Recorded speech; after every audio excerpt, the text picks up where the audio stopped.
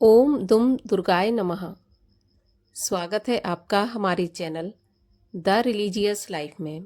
माता रानी की कृपा आप पर और आपके परिवार पर हमेशा बनी रहे। दोस्तों, आज के वीडियो में आप सुनेंगे दुर्गा सप्तशती का 6वां और 7वां अध्याय। कथा आरंभ करने से पहले हमेशा की तरह आपसे अनुरोध है कि अगर अभी तक आपने हमारे चैनल को सब्सक्राइब नहीं किया है तो कृपया चैनल को सब्सक्राइब कर लें। आज की कथा अच्छी लगे तो लाइक अवश्य करें। कमेंट में जय माता दी ज़रूर लिखें। तो चलिए अब हम आरंभ करते हैं दुर्गा सप्तशती का 6वां अध्याय। 6वें अध्याय में मैं सर्वज्ञेश्वर भैरव के अंग में निवास करने वाली परम उत्कृष्ट पद्मावती देवी का चिंतन करता हूँ। वे नागराज के आसन पर बैठी हैं। नागों के फनों से सुशोभित होने वाली मणियों की विशाल माला से उनकी देहलता उद्भासित हो रही है। सूर्य के समान उनका तेज है। 3 नेत्र उनकी शोभा बढ़ा रहे हैं। वे हाथों में माला, कुंभ, कपाल और कमल लिए हुए हैं तथा उनके मस्तक में अर्धचंद्र का मुकुट शोभायमान है। ऋषि कहते हैं, देवी का यह कथन सुनकर दूत को बड़ा अमर्ष हुआ और उसने दैत्यराज के पास जाकर सब समाचार विस्तार पूर्वक कह सुनाया। दूत के उस वचन को सुनकर दैत्यराज कुपित हो उठा और दैत्य सेनापति धूम्रलोचन से बोला, धूम्रलोचन, तुम शीघ्र अपनी सेना साथ लेकर जाओ और उस दुष्टा के बाल पकड़कर घसीटते हुए उसे बलपूर्वक यहाँ ले आओ। उसकी रक्षा करने के लिए यदि कोई दूसरा खड़ा हो तो वह देवता, यक्ष अथवा गंधर्व ही क्यों न हो, उसे मारकर ही आना।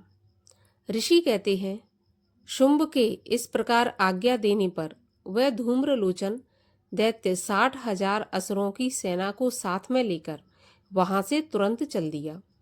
वहां पहुंचकर उसने हिमालय पर रहने वाली देवी को देखा और ललकार कर कहा, अरे तू शुंभ निशुंभ के पास चल। यदि इस समय प्रसन्नतापूर्वक मेरे स्वामी के पास नहीं चलेगी तो मैं तुझे बलपूर्वक झोंटा पकड़कर घसीटते हुए तुझे ले चलूंगा।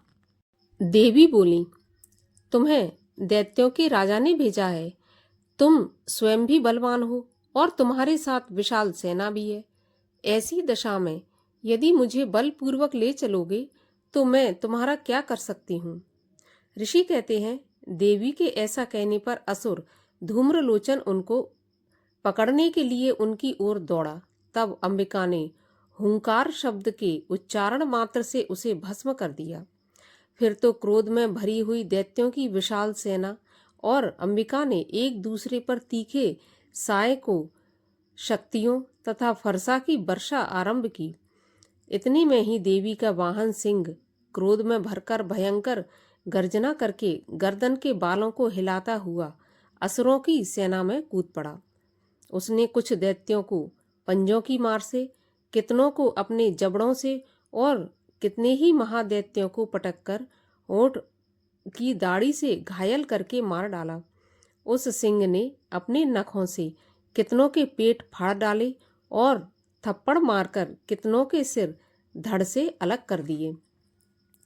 कितनों की भुजाएं और मस्तक काट डाले तथा अपनी गर्दन के बाल हिलाते हुए उसने दूसरे दैत्यों के पेट फाड़कर उनका रक्त चूस लिया। अत्यंत क्रोध में भरे हुए देवी के वाहन उस महाबली सिंह ने क्षण भर में ही असुरों की सारी सेना का संहार कर डाला। शुंभ ने जब यह सुना कि देवी ने धूम्रलोचन असुर को मार डाला तथा उसके सिंह ने सारी सेना का सफाया कर डाला, तब उस दैत्यराज को बड़ा गुस्सा आया। उसका होंठ कांपने लगा। उसने चंड और मुंड नामक 2 महादैत्यों को आज्ञा दी, हे चंड, हे मुंड, तुम लोग बहुत बड़ी सेना लेकर वहां जाओ।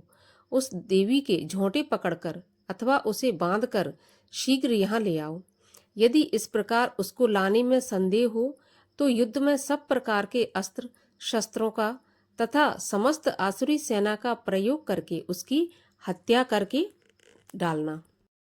उस दुष्टा की हत्या होने तथा सिंह के भी मारे जाने पर उस अंबिका को बांधकर साथ लेकर जल्दी ही लौट आना।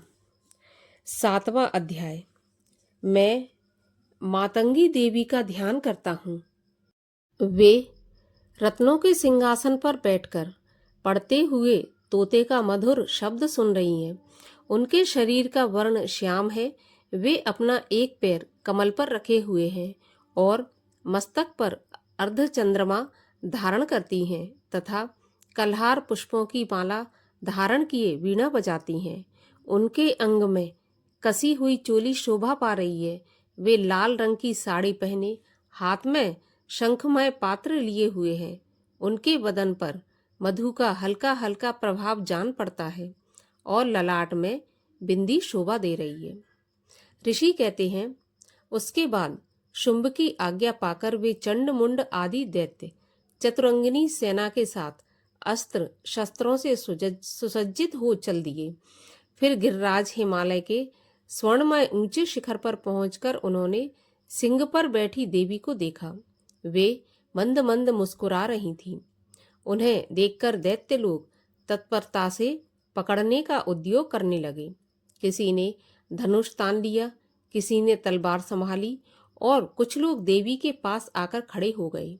तब अंबिका ने उन शत्रुओं के प्रति बड़ा क्रोध किया। उस समय क्रोध के कारण उनका मुख काला पड़ गया, ललाट में भौहें टेढ़ी हो गईं और वहां से तुरंत विकराल मुखी काली प्रकट हुई जो तलवार और पाश लिए हुए थी। वे विचित्र खड्गवांग धारण किए और चीते के चर्म की साड़ी पहने नर मुंडों की माला से विभूषित थीं। उनके शरीर का मांस सूख गया था, केवल हड्डियों का ढांचा था जिससे वे अत्यंत भयंकर जान पड़ती थीं। उनका मुख बहुत विशाल था। जीभ लपलपाने के कारण वे और भी डरावनी प्रतीत होती थीं।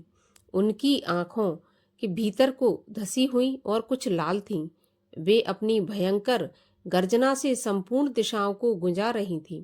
बड़े बड़े दैत्यों का वध करती हुई वे कालिका देवी बड़े वेग से दैत्यों की उस सेना पर टूट पड़ी और उन सबको भक्षण करने लगीं।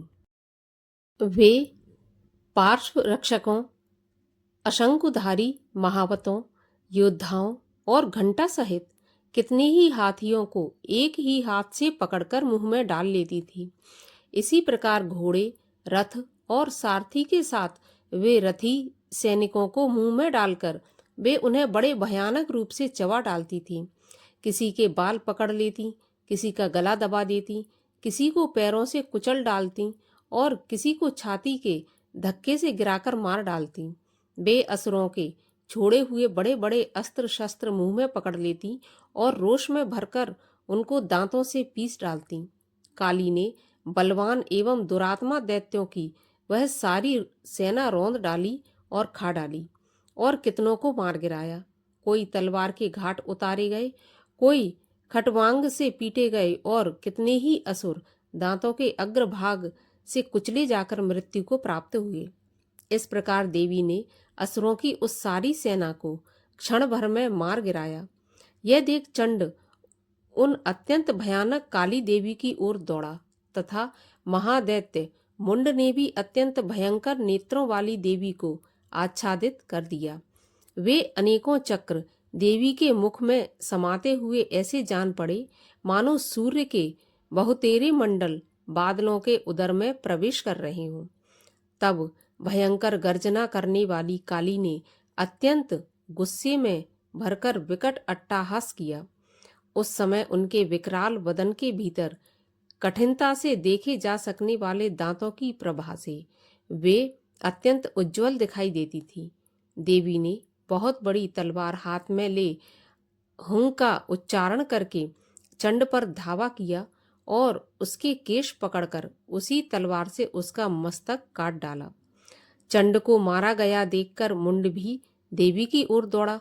तब देवी ने रोष में भरकर उसे भी तलवार से घायल करके धरती पर सुला दिया।